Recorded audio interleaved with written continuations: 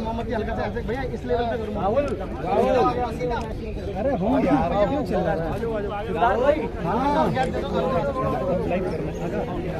आज जो ये धीरे धीरे सब कुछ बेच के जो अपनी राजनीति को रोटियां सेक रहे हैं ना, ये कांग्रेस ने करा था।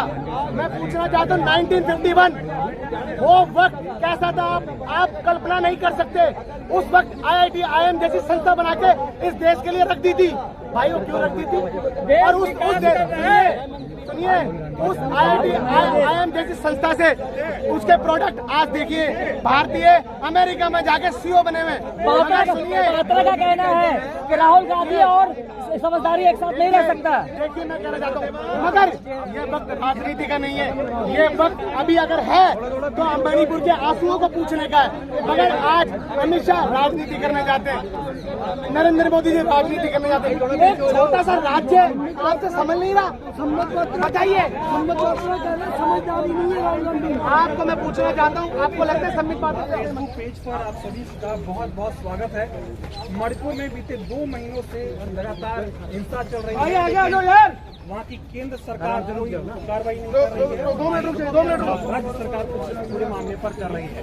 मणिपुर में शासन प्रशासन नाम की चीज बची नहीं है और मणिपुर के लोगों को भगवान के भरोसे वहाँ की सरकार ने छोड़ दिया है।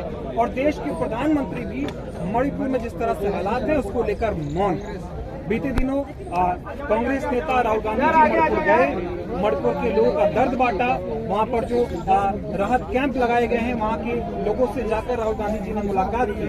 लेकिन वहां का जो राज्य सरकार है, वहां का प्रशासन है, वो मौन है, कोई कार्रवाई नहीं कर रहा है। लोगों को उन्हीं के हालात पर छोड़ दिया गया है। और अगर केंद्र की तरफ से बात करें तो प्रधानमंत्री जी भी मणिपुर के मुद्दे को लेकर मौन दिखाई दे रहे हैं। कोई बयान सरकार की तरफ से नहीं आ रहा है और न ही कोई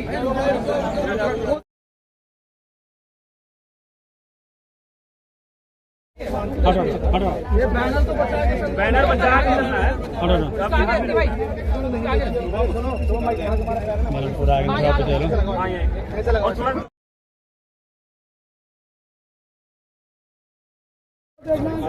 क्या जा रहे हैं वाले तेरा कैमरा आ रहा है, मोबाइल आ रहा है, काम कर ये बात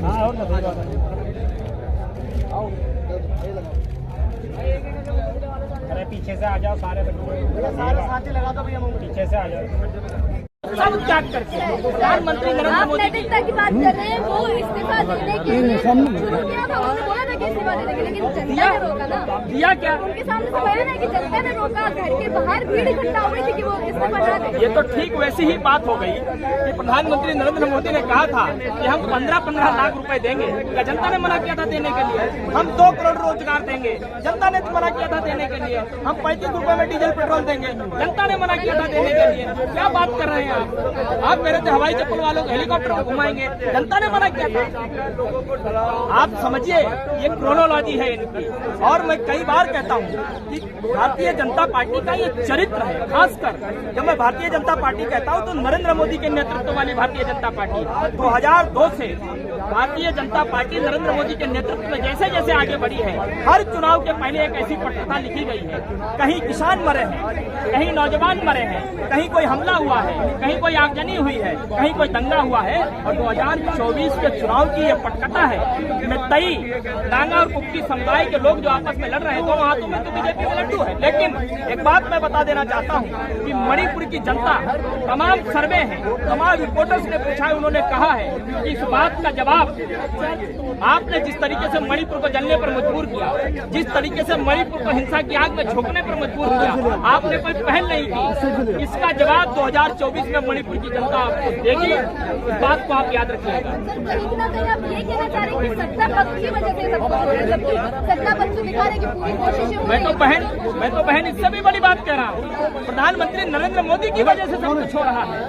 मणिपुर में बीजेपी की सरकार, बहुमत से सरकार आपने बनाई 32 सीटें अपना करके। मुख्यमंत्री आपका है, मुख्यमंत्री मित्तई समुदाय से आते हैं। मित्तई समुदाय की 40 विधानसभा सीटें हैं। क्या मित्तई समुदाय के मुख्यमंत्री को, जिसकी 40 विधानसभा सीटें हैं, मणिपुर में शांति स्थापित करने के लिए उसको इस्तीफा नहीं देना चाहिए था? इस्तीफा देकर के आप दोनों समुदायों के बीच बैठकर के बातचीत करवाते और कोई समाधान निकालते, ताकि मणिपुर के लोग एक दूसरे के प्रति हिंसा करने से बच जाते, मारने काटने से बच जाते। आखिर वो लोग देश के ही हैं। मणिपुर देश की मणि है, इसलिए उसको मणिपुर कहा जाता है।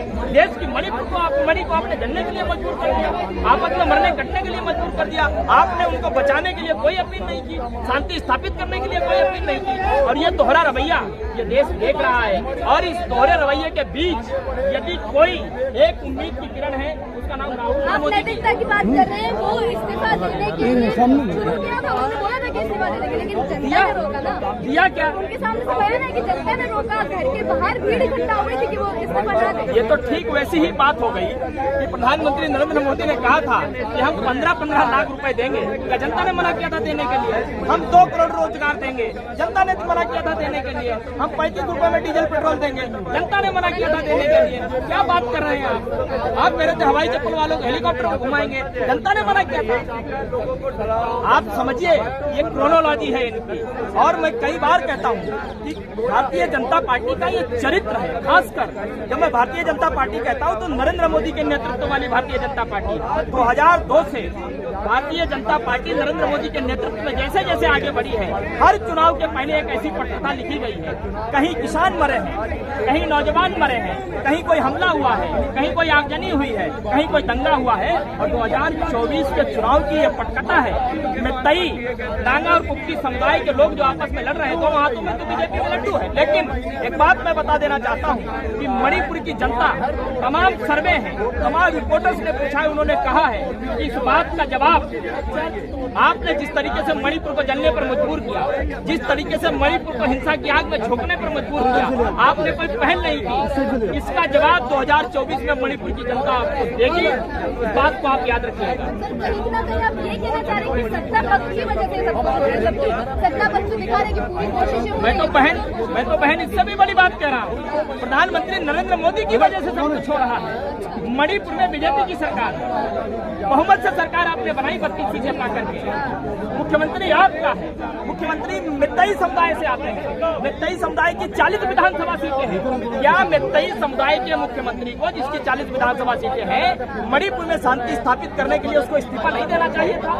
इस्तीफा देकर के आप दोनों समुदायों के बीच बैठकर के बातचीत करवाते और कोई समाधान निकालते, ताकि मणिपुर के लोग एक दूसरे के प्रति हिंसा करने से बच जाते, मारने काटने से बच जाते। आखिर वो लोग देश के ही हैं। मणिपुर देश की मणि है, इसलिए उसको मणिपुर कहा जाता है। देश की मणिपुर को मणि को आपने जलने के लिए मजबूर कर दिया, आपस में मरने कटने के लिए मजबूर कर दिया। आपने उनको बचाने के लिए कोई अपील नहीं की, शांति स्थापित करने के लिए कोई अपील नहीं की। और ये दोहरा रवैया ये देश देख रहा है। और इस दोहरे रवैये के बीच यदि कोई एक उम्मीद की किरण है, उसका नाम राहुल गांधी है। और वो सिर्फ